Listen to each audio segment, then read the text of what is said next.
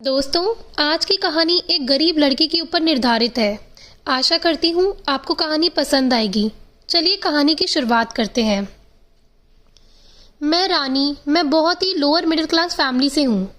मेरा परिवार बहुत मुसीबतों से अपना गुजारा चला रहा है। मेरे घर में अब एक परेशानी है मेरी शादी की। कितने ही रिश्ते अब तक मेरे घर वाले देख चुके हैं, लेकिन किसी को मैं पसंद नहीं आई। दिखने में इतनी अच्छी नहीं हूँ ना।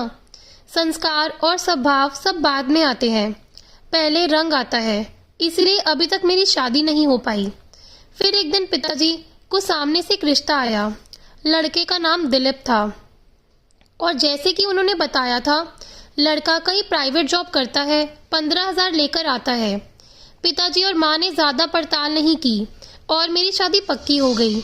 शादी के लिए मेरी भी कुछ अरमान थे। मैं चाहती थी कि पिताजी की चिंताएं थोड़ी कम हो जाएं, इसीलिए मैंने भी हाँ कर दी। पिताजी ने पेट काट कर मेरी शादी के लिए कुछ गहने बनवाए थे। ज़्यादा तो कुछ हम दे नहीं पाए और उनकी तरफ से भी कोई डिमांड नहीं आई। पिताजी को लगा कि बच्चे की किस्मत अच्छी है जो उसे इतना अच्छा घर पर ही रिश्ता मिल गया। शादी हो गई और मैं विदा हो गई।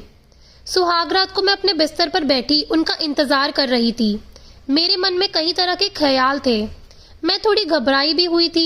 करीब 1 घंटा हो गया था मुझे अपने कमरे में बैठे उनका इंतजार करते हुए। तभी बाहर से मुझे चिल्लाने की आवाज़ आने लगी। मैंने दरवाजे के पास जाकर देखा तो दिलीप जी और उनके पिताजी में बहस हो रही थी।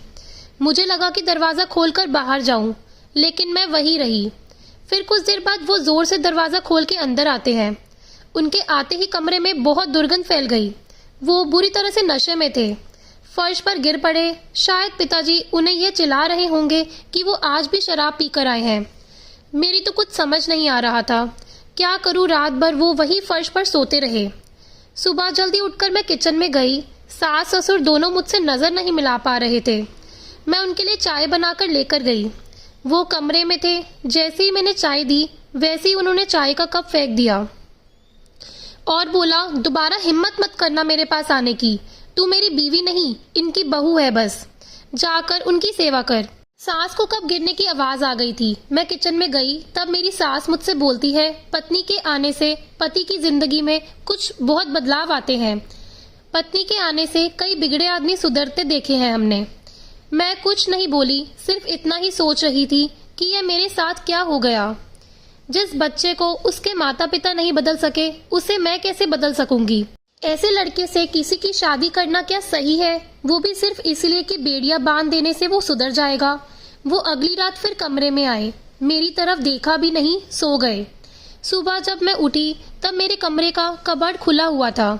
उसमें रखे मेरे गहने गायब थे। मैंने जाकर यह बात अपनी सास को बताई। वो ज्यादा कुछ नहीं बोली, सिर्फ बोली कि अपनी चीजों का तुम ध्यान रखा करो। दिलीप जी भी घर पर नहीं थे। मैं समझ गई कि वो शायद मेरे गहने भी लेकर गए हैं। उस पूरा दिन पूरी रात वो घर ही नहीं आए। जी तो मेरा कर रहा था पिताजी को एक बार फोन करके जरूर पूछ लूं कि आपने किस लड़के से मेरी शादी करवा दी है, लेकिन फिर मुझे लगा कि अब बोलने से क्या फायदा।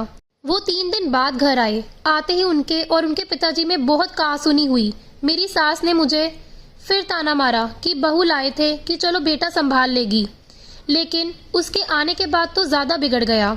मैंने भी सोचा कि मैं इतनी जल्दी तो हार नहीं मानूंगी, इसलिए मैंने अपने आंसू नहीं गिरने दिए। मैंने उनसे फिर बात करने का सोचा। मैंने उनसे पूछा कि आप क्या चाहते हैं, ऐसे ही जिंदगी को आगे बढ़ाना या आपने कुछ सोचा है। वो बोले कि तुझे जो करना है तू कर, मुझे तेरी शक्ल भी नहीं देखनी। मुझे थोड़ा गुस्सा आया और बोला कि फिर आपने शादी क्यों की। वो जोर से बोले, शादी मेरे घर वालों के कहने पर की। मुझ पर कर्जा था 2 लाख का, वो उन्होंने तभी दिया जब मैं शादी को माना। फिर मैंने बोला, तो फिर आपने मेरे गहने भी इसीलिए लिए थे। बस मेरे इतने बोलने पर उन्होंने मुझे जोर से चाटा मारा। मैं जैसे सुन रह गई। अभी 7 दिन भी नहीं हुए थे मेरी शादी को और मेरे साथ यह हो रहा था।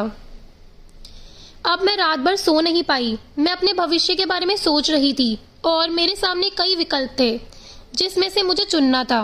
रात भर में मैं यही सब सोचती रही। फिर सुबह हुई और मैंने अपना सामान पैक कर लिया।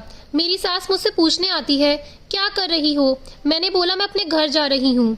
सास ने मुझे ताना मार के कहा, तुम्हारे घर में खाने को नहीं है, 2 दिन में तुम्हें यहीं वापस आना पड़ेगा। मैंने बोला, मैं जैसी भी हूँ मेहनत करके खा सकती हूँ, तुम्हारे बेटे की तरह चोर और शराबी नहीं हूँ। मेरी सास मेरा मुंह देखती रह गई। पता नहीं मुझ में इतनी हिम्मत कहाँ से आ गई। मुझे पता था कि ये मेरे और मेरे परिवार के लिए बहुत संघर्षपूर्ण हो सकता है, लेकिन उस समय मुझे यही ठीक लगा। उम्र भर ऐसे किसी के साथ कैसे रह सकती हूँ जो चोरी करे, शराब पीकर मुझे मारे। मैं उस घर से चली गई। आगे क्या होगा देखा जाएगा। दोस्तों, अगर आपको ये कहानी पसंद आई हो तो प्लीज़ लाइक करना और चैनल को सब्सक्राइब करना। धन्यवाद।